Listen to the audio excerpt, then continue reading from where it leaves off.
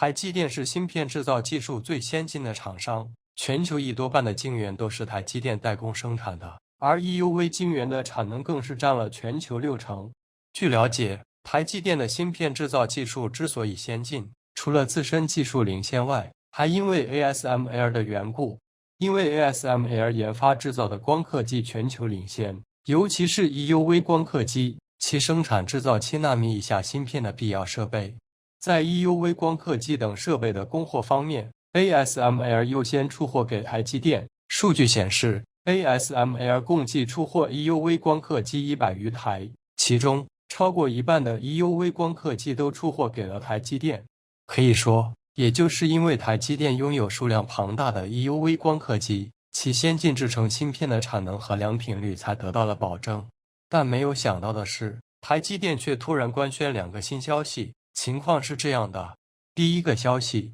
台积电正式推出了全球首个采用 3D 晶圆级封装处理器的 IPU， 采用就是先进矽晶圆堆叠技术，简单说就是先进的封装技术。因为先进的封装技术不仅能够提升芯片性能，降低功耗，关键是能弥补芯片制程的不足。第二个消息，台积电联合英特尔、高通等厂商制定了全球小芯片标准。而所谓的小芯片就采用先进封装技术进行封装的芯片，也就是说，台积电已经很确定要发展先进封装技术，并要推动该技术，这意味着 ASML 被摆了。首先，通过先进封装技术降低对 ASML 的依赖。ASML 和台积电合作密切，先进的光刻机优先供货给台积电，这么多年一直如此，但如今台积电却发展更先进的封装技术，这无疑是降低对 ASML 的依赖。要知道，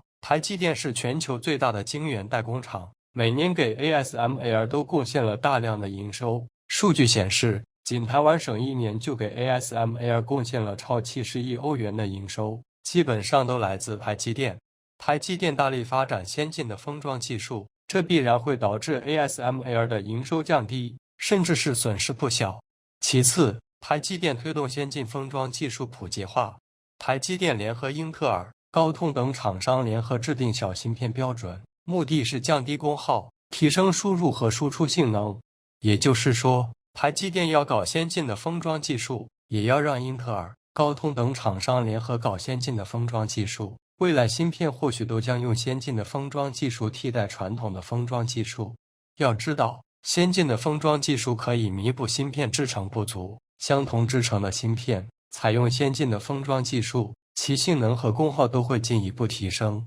换句话说，先进的封装技术会让台积电降低对 ASML 的依赖，自然也会让英特尔等芯片制造降低对 ASML 的依赖。要知道，全球芯片制造企业就台积电、三星、英特尔等都用先进的封装技术提升芯片性能和功耗。ASML 的光刻机销量自然就会下滑，而 ASML 主要就是靠销售先进的光刻机获得营收。各大芯片厂商都采用了先进的封装技术， ASML 的营收自然会大受影响，所以才说 ASML 被摆了。当然，台积电等纷纷发展先进的封装技术，并制定小芯片标准，主要就是因为 ASML 的光刻机越来越贵，导致生产成本逐步增加。另外，制程越先进的芯片，其生产成本越高，良品率越低。4纳米、3纳米等芯片就是最好的例子。再加上凯霞、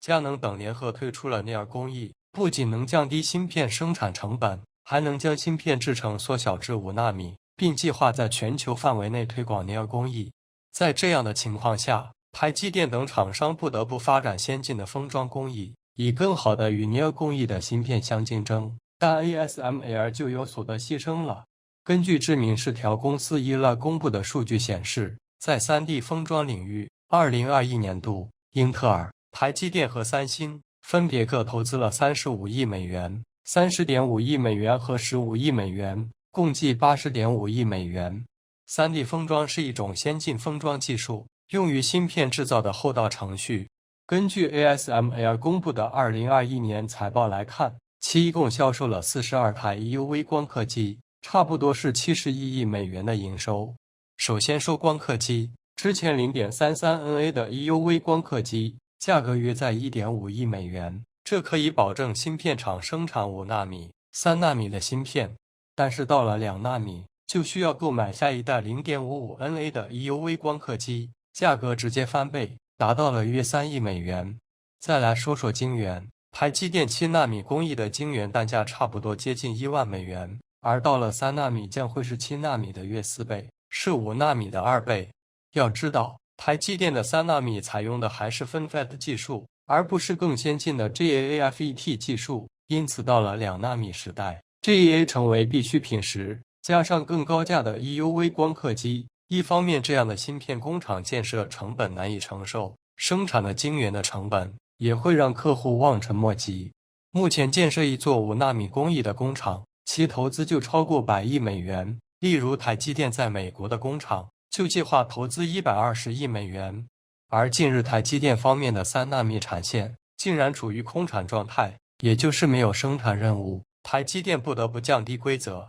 利用这条生产线来生产5纳米芯片。所以这已经可以看出一些端倪，即更先进的工艺让很多客户承担不起了。因此分析师就表示，拐点已经到了，在物理学定律终结摩尔定律之前，经济学定律就会先将其终结。此类事件并非没有历史案例，例如20年前的 RDRAM 内存，在性能上可以说秒杀 DRAM 内存，但是呢，现在依然是 DRAM 内存的天下。简单来说，还是 RDRAM 内存的价格太高。当然 RDRAM 失败的原因也有其他因素，但是毫无疑问，价格成为关键。如今在芯片制造方面同样如此，如果有成本更低的方案，可以同样提升芯片的性能，为什么要采用成本更高的方案呢？事实上，先进封装在做到成本更低的前提下，还有很多其他的优势，例如良率控制要更容易，产能也要更高，不用依赖更先进的 EUV 光刻机，